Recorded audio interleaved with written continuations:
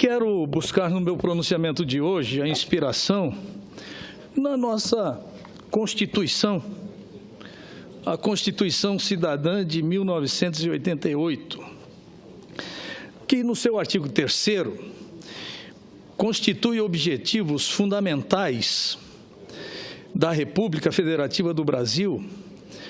Item 2º, garantir o desenvolvimento nacional, erradicar a pobreza e a marginalização e reduzir as desigualdades sociais e regionais. Por que digo isso, senhor presidente? Porque hoje participei de 2 audiências públicas aqui no Senado Federal, onde tivemos oportunidade de discutir as questões relacionadas à saúde com o ministro da Saúde e as questões da educação relacionadas ao ministro, junto com o ministro da Educação. E, de fato, esses 2 assuntos me interessam sobremaneira. O primeiro deles é fazer uma breve e objetiva exposição do que representou o SUS para a sociedade brasileira.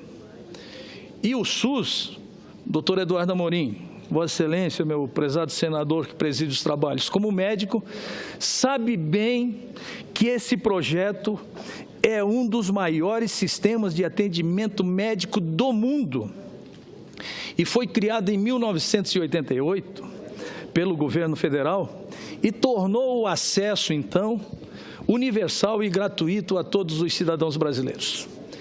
Antes de 88, senhor presidente, esse modelo atendia de 3 formas. A primeira forma, aqueles que tinham recursos eram atendidos nas suas redes privadas.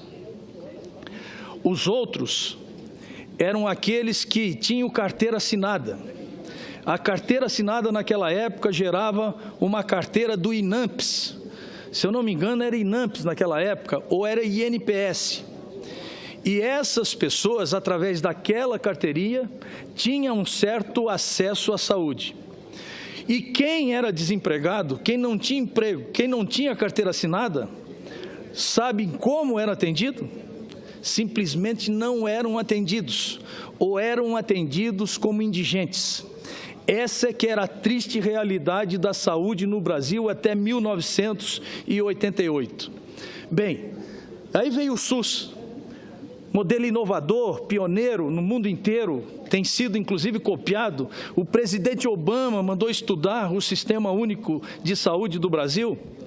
E aí eu pergunto mais, evoluímos o desejados e o suficiente para comemorar nos seus resultados? Bem, tivemos as nossas fases. A primeira fase eu lembro bem, que era universalizar o atendimento básico de saúde. E foram construída uma rede de infraestrutura necessária para atender a atividade básica de saúde. Em seguida, veio a necessidade de atendimento da média complexidade, das consultas especializadas, e aí surgiram as policlínicas, e aí surgiram os serviços especializados. Daí surgiram a necessidade da alta complexidade, dos exames complexos de tomografia, e etc, e etc, etc. E as coisas avançaram, mas não avançaram do modo desejado que nós gostaríamos que avançasse. E por isso que eu estou aqui nessa tribuna para dizer que eu sou um defensor da saúde pública nos estados, nos municípios e na União. Nós não podemos poupar esforços nem recursos para que o cidadão possa ser atendido em tempo real. Com saúde não se brinca. Saúde é um bem de expectativa infinita. As pessoas querem viver mais e viver melhor.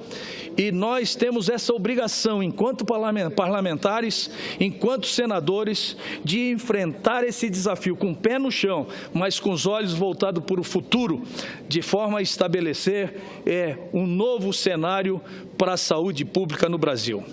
E como está a saúde pública hoje no Brasil, senador Theomário? Não está como nós desejamos. A prova disso é nós sairmos daqui e visitarmos um hospital público e visitarmos as emergências do hospital público, ou verificarmos a lista de espera para que efetivamente as pessoas precisam ser operadas ou precisam ser atendidas? Bem, dentro desse propósito, uma das coisas mais importantes e um dos vetores da saúde que exerce papel estratégico no atendimento da população são os hospitais filantrópicos, as Santas Casas. Essas entidades, senador Theomário, eles atendem a população, eles atendem o SUS, só que numa proporção completamente diferente do setor público. Existem dados que 80% dos pacientes são atendidos pelas instituições filantrópicas e pelas Santas Casas e consome apenas 20% dos recursos, enquanto o setor público atende 20% das pessoas, dos pacientes, e consome 80% dos recursos.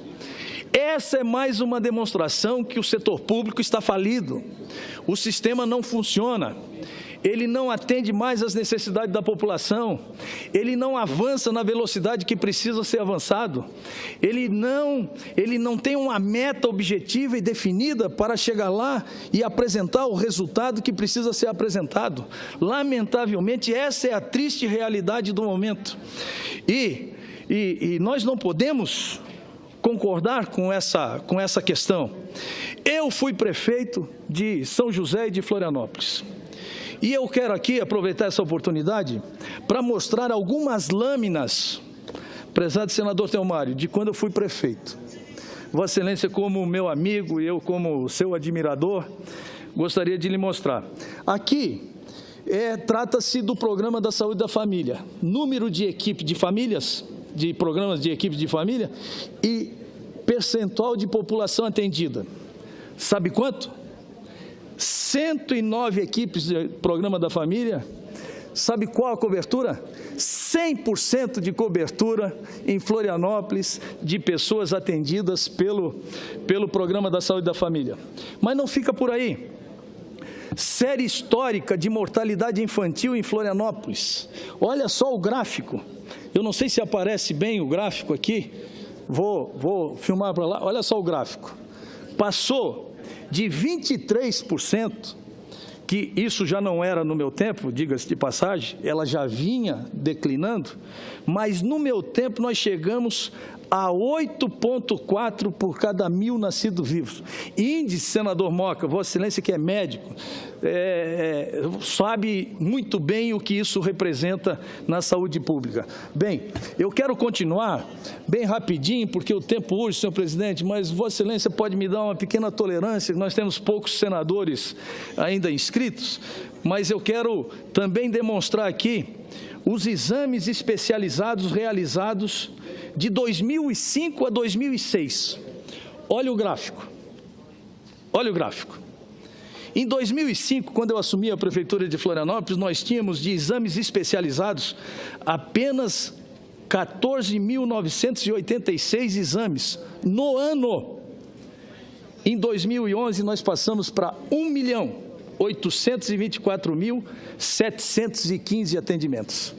Bem, e a última aqui, planilha, que evidentemente que nós não temos tempo para demonstrar todas as planilhas que nós desejamos demonstrar, é a evolução global das consultas especializadas e das consultas públicas que foram realizadas no município de Florianópolis do ano de 2015 a 2011.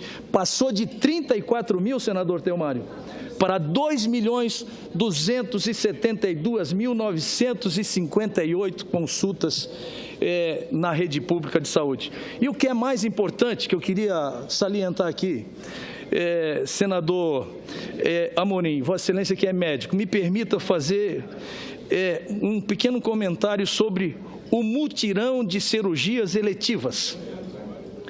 Por que elas são eletivas, senador Theomário? Porque se elegem elas para fazer depois, mas deveriam ter sido feitas no tempo real.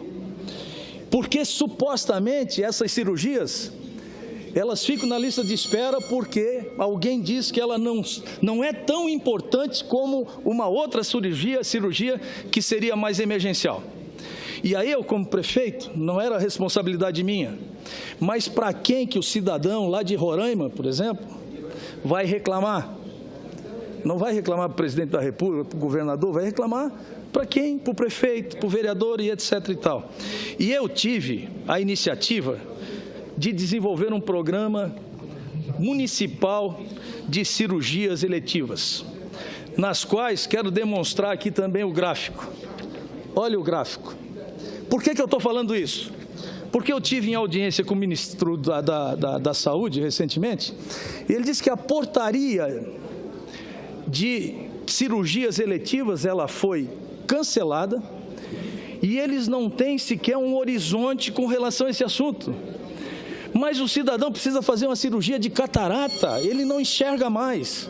Eu me lembro que um senhorzinho, uma vez, numa audiência na prefeitura, senador Amorim, ele me abraçou desesperadamente, eu até fiquei emocionado, e dizendo que eu tinha sido responsável por salvar a vida dele e etc. E eu não estava percebendo aquilo, é porque ele fazia parte do mutirão de cirurgias eletivas, fez uma cirurgia de catarata, começou a enxergar bem e foi lá me agradecer exatamente por isso que eu tinha salvado a vida dele. Olha só, então, são pequenos gestos, é questão de gestão. As coisas não funcionam porque não tem liderança. A casa de Irene, todo mundo manda, e casa que falta pão, todo mundo briga e todo mundo tem razão. Quer dizer, é um negócio impressionante como a gente está vivendo no Brasil hoje. Portanto, senhor presidente, eu queria fazer esse relato e, evidentemente, eu vou concluindo, porque ainda tem mais um minuto, e agradeço a benevolência, embora o senador Telmário tenha me solicitado uma parte, se Vossa Excelência permitir, eu concedo com muita honra a parte para o senador Telmário. Senador Dário, Vossa Excelência, ao chegar ao Senado da República contra uma oligarquia muito forte no estado de Vossa Excelência, sem nenhuma dúvida, Vossa Excelência tinha um trabalho reconhecido pela população. Vossa Excelência é um homem aqui muito centrado, muito sereno, sobretudo muito comprometido com as causas brasileiras. E Vossa Excelência aqui vai a essa tribuna hoje com muita lucidez, com muita clareza, com muito conhecimento de causa, com dados estatísticos que quando sempre digo que contra fatos não há argumento, e Vossa Excelência não vem falar por falar, vem falar porque conhece. E Vossa Excelência traz, sem nenhuma dúvida, um modelo, um formato que pode ser seguido, sim, pela nação brasileira. Então, Vossa Excelência está, nesse momento, dando uma grande contribuição de uma gestão que Vossa Excelência fez e que, com certeza, vai ao encontro do anseio da grande população brasileira, que hoje, qualquer pesquisa que se passe, ela grita, clama por uma saúde de qualidade. E Vossa Excelência traz aqui essa casa com muita responsabilidade, no momento muito oportuno, uma informação, dados importantes que podem ser, nesse momento, aproveitado pelo próprio ministro da Saúde, pelo próprio presidente interino que aí está, pela própria gestão federativa que, nesse momento, está instalada no governo federal. Quero lhe parabenizar a Vossa Excelência, sempre muito brilhante, venha a essa casa contribuir para a nação brasileira. Bem, eu que agradeço a Vossa Excelência e só quero demonstrar novamente o seguinte, já que o presidente me deu mais um minuto, para demonstrar a minha preocupação com relação ao projeto de lei que será encaminhado para essa casa, senador Valdemir Moca, que limita as despesas à inflação do exercício anterior. Eu sou favorável a controle de despesa, a eliminação do desperdício. Eu só não posso concordar que nós trataremos aqui no Senado Federal uma despesa de saúde semelhante ou idêntica ou igual uma despesa de material de consumo, uma despesa de compra de caneta, de papel, de lápis, ou algo semelhante.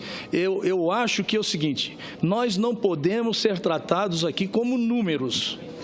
com saúde pública, com educação e com segurança pública, nós precisamos, no mínimo, senador Moca, um gatilho. Nós temos que ter um desenho diferente das outras despesas, que tem muito desperdício, claro que tem muito desperdício, eu concedo... Senador Dário Berg, deixa eu lhe dizer, o teto é um valor.